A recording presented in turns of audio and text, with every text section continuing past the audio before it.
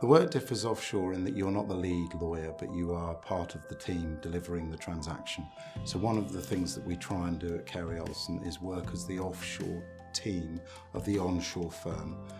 And we will be involved from the beginning of the transaction to help with the structuring, and then we will make sure that we work with the lawyers through the transaction and be as responsive as we can be. And then the most important part for the onshore lawyers is to help them to execute their transaction. So we'll make sure that all the deliverables from the Jersey side are there at the point that they're closing their transaction, and so that they can deliver the service that they want to their client. I think one of the questions that I was asked when I arrived back in Jersey was whether it was better than London. And Jersey and London are not better or worse than one another, but they're different. So in London there's lots of great things to do. There's football, there's cricket, there's opera, there's theatre. Jersey's different in that we have the beaches, you can go surfing, you can go sailing, and you have the opportunity to not work quite the same hours that you work in the city. The transition away from onshore was not as difficult as I thought it might be. A lot of what we do is English law governed or New York law governed. So a lot of the transactions that we're working on are driven by the London lawyers, and we're feeding into that from the Jersey perspective. So it was actually something that was quite easy. I think being a slightly newer firm, we've had to work hard to get to the position that we're in. I think we now think that we're the #1 firm in Jersey, and I think that that has come about from having a very city-focused corporate practice and having people who trained in the city working in that group, and trying to provide a service to the onshore firms where they feel that we are the Jersey department of their firm. So our lawyers have a number of hats and they have to put them on during the course of the day. They might be the Kirkland team, and then the Latham team, and then the Linklaters team.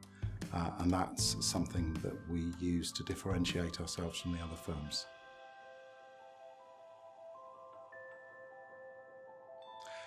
So we don't train lawyers ourselves in Jersey, so everybody that joins us is a newly qualified lawyer, so we take a number of NQs from the UK. I think that this year we will probably take 8 into our group, into our corporate group in Jersey, and I think that the move is something that generally they enjoy. We support them through the move. We help them to find somewhere to live. We give them a license, which means that they have access to a wider variety of opportunities when it comes to renting, and there's a very good social life amongst the junior lawyers. I think that both within the firm and within the wider group of firms, the junior lawyers spend quite a lot of time together, and they have a good social life around the law firms, as well as the things that they find to do in their spare time. Jersey's got everything. Maybe you have to go and look for it. If you want to find a hockey club, then there's a hockey club. If you want to find a netball club or a volleyball club or a football club, it's all there. You go and find it and join that. So there's the social life that comes on that side of it. So we have very few people who come to the island and then leave us again shortly afterwards because they don't like what they find in Jersey. It's a nice place to live.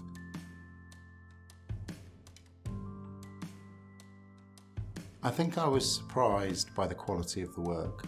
I think I knew that it was going to be very good quality work, but actually some of the transactions that I've been involved in have been phenomenal. Deals that have won High Yield Deal of the Year, transactions for main board listed companies that are on the front page of the FT.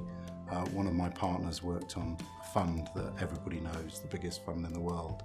And those are the sorts of things that we talk about as a partner group, and the transactions that we're involved in, which has been a surprise, if I'm honest, not something that I think I would have realised was going to be the case.